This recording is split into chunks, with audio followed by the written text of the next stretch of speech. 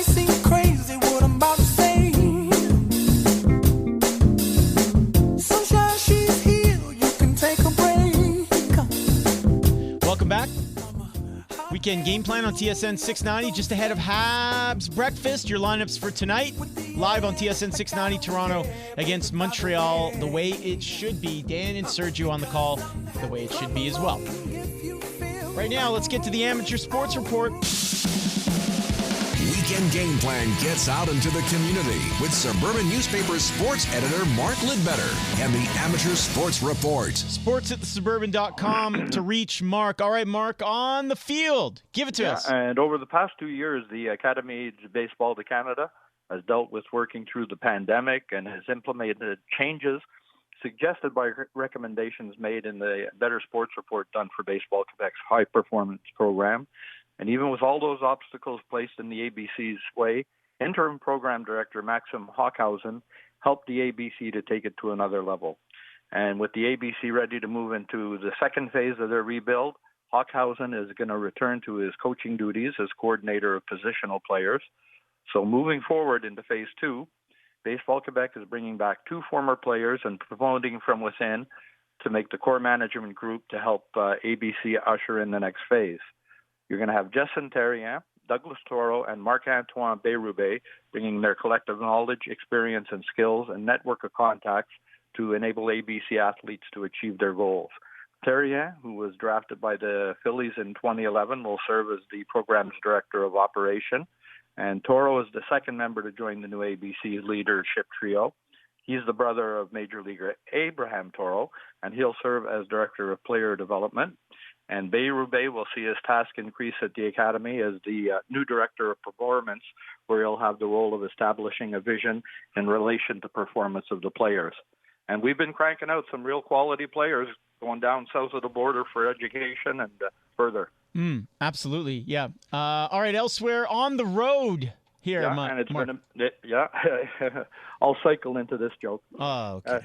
It's been a busy summer for Montreal native Guillaume Boivin as the road cyclist has racked up the kilometers, not just in competing, but in travel.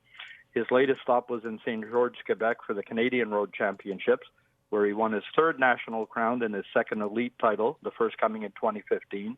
And the victory gives Boivin a Canadian championship jersey to wear in competition for the next year. Now, he races for the Israel Startup Nation team, and leading up to the Canadian Championships was his first Tour de France appearance. He then competed in the Tokyo Olympics as a first-time Olympian. And just before heading home to Quebec, he took part in the Benelux Tour event the week previous to the Canadian Championships.